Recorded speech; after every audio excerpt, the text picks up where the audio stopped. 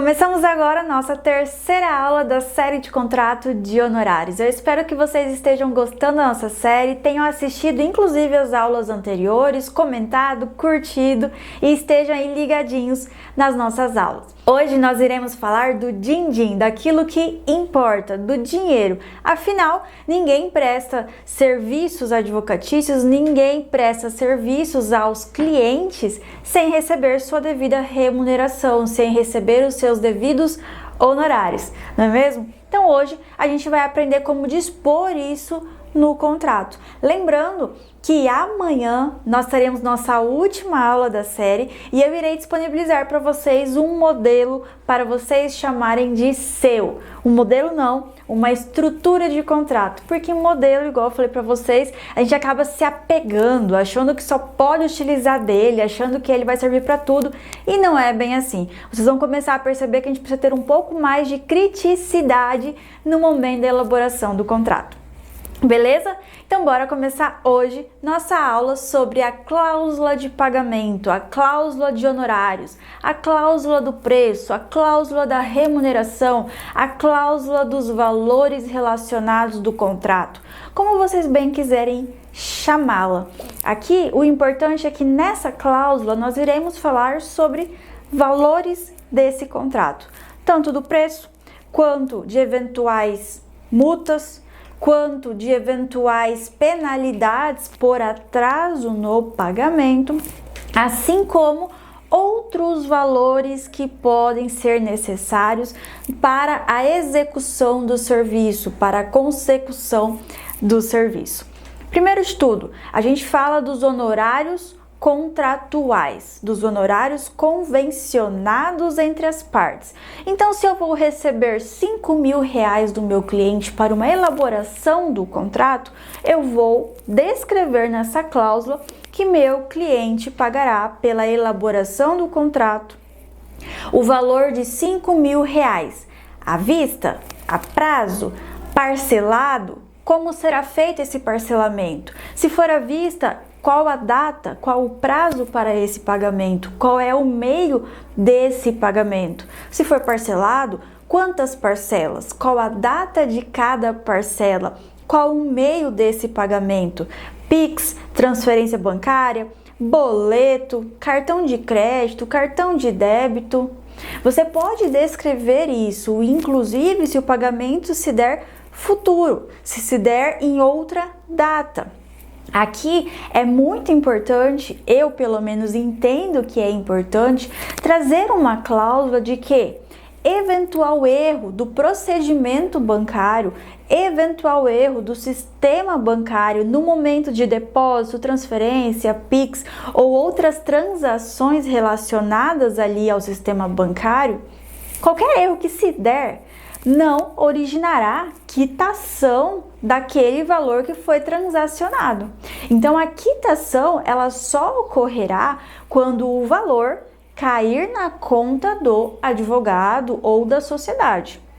A quitação ela só se dá quando o advogado recebe o money. Antes disso, não se fala em quitação. Então, é importante essa menção no contrato de que qualquer erro no procedimento bancário não isenta o cliente, não isenta o contratante do pagamento daquele valor correspondente. Então vejam, logo aqui nos primeiros termos dessa cláusula, a gente fala da definição do preço, da forma de pagamento, do meio de pagamento e ali a análise dos riscos que esse meio de pagamento pode originar nessa transação. Tenham sempre em mente que a gente pensa, qual é o objeto desse contrato? Bom, o objeto desse contrato é uma elaboração. Beleza, eu vou receber o valor para aquela elaboração. Não, Lauren. O objeto do contrato é uma negociação e também a elaboração de um termo em específico. Então, eu vou ter aqui, muito provavelmente, 2 honorários a serem estipulados.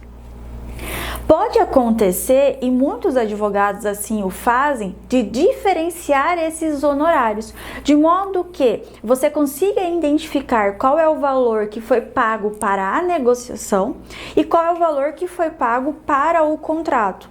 Sou obrigado a isso? Não, mas pode se fazer caso ocorra algum problema. Isso porque, vamos dizer que você começou a negociação e aí essa negociação acabou não tendo êxito e nem foi necessário fazer aquele documento. Só que você já descreveu lá no contrato o valor. E aí como você vai individualizar? Então surgem aqui duas situações. Ou você realmente não individualiza, o valor é global, e aí no momento dessa rescisão há ali a aplicação de uma multa correspondente, ou um desconto, ou uma devolução do valor correspondente ao que não será mais prestado. Ou você individualiza os honorários de cada serviço, os honorários de cada objeto ali desse contrato e, portanto, não vou mais fazer aquele termo, a elaboração daquele documento, então aquele valor específico daquele documento não será mais pago. Vejam que vocês definem essa situação, não há uma regra a ser definida. Quando a gente pega e lê o Estatuto da Advocacia, lá descreve que, em regra, recebe-se os honorários no começo, no meio e no fim. E vejam, nem sempre essa forma de recebimento é interessante, é eficiente. Então aqui, nesse contrato de honorários, é totalmente livre a negociação entre advogado e cliente. Você pode tanto receber no começo do serviço, você pode receber de forma parcelada no decorrer do serviço, você pode receber somente no final do serviço, antes da entrega do contrato ou após a realização de algum evento específico. Você pode receber um valor de entrada para o ingresso da ação e o restante no êxito da ação. Vejam que aqui vocês têm inúmeras possibilidades de prever no contrato de vocês as formas de pagamento e inclusive o valor desse serviço. Aqui, quando se pergunta assim, qual valor eu vou definir? Como definir o meu valor?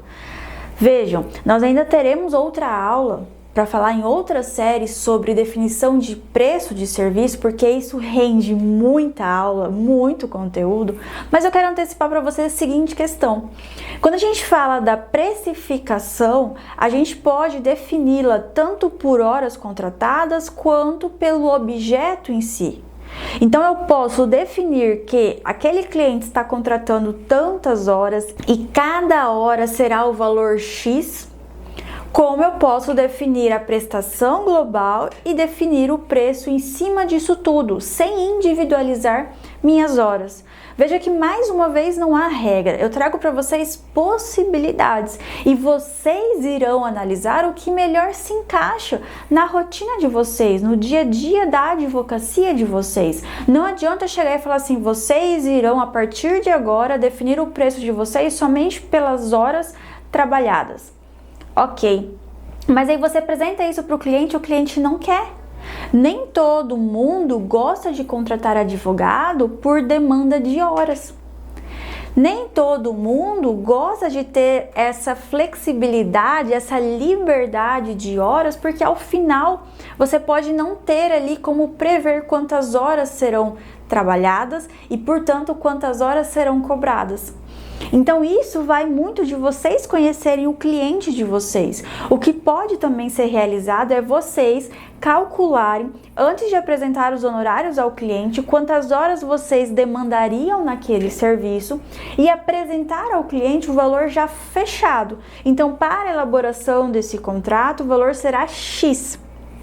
Você, lá no seu escritório, sozinho, fez lá as contas de quantas horas mais ou menos você gastaria, quanto deveria cobrar em cima disso, só que você apresenta para o cliente só o valor fechado. Vocês conseguem entender toda essa diferenciação? Só que a gente vai falar em outra aula, porque a gente precisa ali de uma abordagem mais aprofundada. De todo modo, é logo aqui no início que vocês definem valor, forma de pagamento, meio de pagamento. E aí, a gente sempre quer receber no dia, conforme combinado, certo? Certo. Só que a gente sabe, advogado sabe, principalmente contratualista sabe, que pode dar problema. que pode dar BO, que pode ocorrer um inadimplemento, um incumprimento das obrigações. Justamente por conta disso, de sabermos já os riscos dessa situação, nós temos que o quê? Colocá-los no contrato. Então a gente já sabe que esse pagamento pode se dar em mora. O que é pagamento em mora? Pagamento em atraso. Então precisamos trazer uma cláusula que defina multa, que defina juros, que defina a atualização monetária, inclusive qual o índice dessa atualização monetária. Só que além da mora, além do atraso, nós sabemos que pode ocorrer o inadimplemento total. Então pode acontecer de que esse cliente, esse contratante, ele não pague o valor, ou ele não pague parcialmente os valores. E aí? Como que fica? Aqui você pode também trazer ao seu contrato uma cláusula de vencimento antecipado. Ou seja, se o contratante deixar de pagar uma parcela, duas parcelas ou uma quantia específica dos honorários, o contrato terá seu vencimento antecipado, de modo que todas as parcelas, todo o valor remanescente estará vencido a partir de então e vocês poderão cobrar imediatamente. Veja que, se não tiver essa cláusula de vencimento antecipado, você não pode, simplesmente porque o cliente atrasou uma parcela, querer cobrar todas as parcelas desse contrato. Não pode. Você só conseguirá cobrar o valor integral dessas parcelas quando houver o atraso de algumas, quando houver essa cláusula de vencimento antecipado. E junto com essa cláusula de vencimento antecipado, vocês descrevem quais hipóteses ocorrerá esse vencimento antecipado e, obviamente, as penalidades decorrentes desse vencimento antecipado, multa, juros, correção monetária. É importante que a gente traga isso no contrato de forma bem clara, inclusive, para que no momento da cobrança fique claro, fique tranquilo realizar o cálculo desse pagamento em atraso ou do inadimplemento total dessa obrigação. Se vocês não quiserem, Laura, eu não quero vencimento antecipado. Se ele me atrasar, seja uma, duas, três parcelas que for, eu vou deixar ele atrasar, só que eu quero receber então atualizado, com juros. Ok, vocês não são obrigados a colocar a cláusula de vencimento antecipado. A única questão é que vocês têm que entender o que eu acabei de falar. Sem cláusula de vencimento antecipado, pagamento parcelado ou previsto ali para datas futuras, vocês só conseguem cobrar então as parcelas quando elas forem vencendo. Ainda nessa cláusula de pagamento, que vejam, são diversas cláusulas dentro da cláusula de pagamento, dentro do tópico de pagamento dos honorários, preços, valores correspondentes a esse contrato. Vocês também irão descrever, lembram lá na aula do objeto, onde eu falei para vocês deixarem muito claro o que não está, o que não engloba essa prestação de serviços? Então eu irei fazer isso não, eu irei fazer aquilo não. A partir do momento que vocês conseguem definir muito bem esse objeto, vocês conseguem definir, trazer ao cliente o que vocês irão arcar do próprio bolso e o que vocês não irão arcar do próprio bolso. Então veja, o cliente está me pagando para que eu faça uma diligência extrajudicial, uma negociação extrajudicial ou ainda uma assessoria de procedimento arbitral, por exemplo. Nesse caso haja necessidade de uma elaboração de uma ata notarial que se faz no cartório. Vejam que nós teremos que pagar as despesas cartorárias, certo? Certo. De quem será a responsabilidade de pagamento dessas despesas? O advogado, por estar sendo contratado para esse procedimento arbitral, ele responde também por essas despesas? Se houver a necessidade de contratação de diligência de terceiros, quem irá responder por essas despesas? Se houverem custas, despesas, honorários a serem pagos em razão do procedimento arbitral, quem responde por esse pagamento? Percebam que, uma vez que a gente tem muito claro, definido no contrato, quem é responsável pelo quê, e o que engloba nesse serviço e nesse preço contratado, não há o que se discutir. Então você consegue deixar as claras as regras do jogo para o seu cliente. Então, recapitulando tudo que falamos aqui. Quando falarmos de pagamento, de valores, de honorários, nós devemos trazer ao contrato o valor, o preço dos honorários, a forma de pagamento, o meio de pagamento, penalidades por mora, penalidades por incumprimento, inadimplemento total ou parcial, e aí você pode tanto trazer a cláusula de vencimento antecipado ou simplesmente trazer a multa, os juros e a correção monetária com o índice que será aplicável ao caso. E por fim, vocês deverão trazer o que não engloba aquele preço. Então, esse preço que você está me pagando é tão somente para a elaboração. Eu não pago terceiros se houver a necessidade de contratação, eu não pago despesas cartorárias se houver a necessidade, eu não pago despesas, taxas de procedimento arbitral se houver a necessidade e assim por diante. Então vocês elencam ali, de acordo com o serviço que foi contratado, o que não engloba aquele preço a ser pago. Essa foi a cláusula de pagamento. Na próxima aula nós falaremos sobre as obrigações e disposições finais do contrato. Finalizaremos nosso contrato com chave de ouro e eu espero vocês amanhã.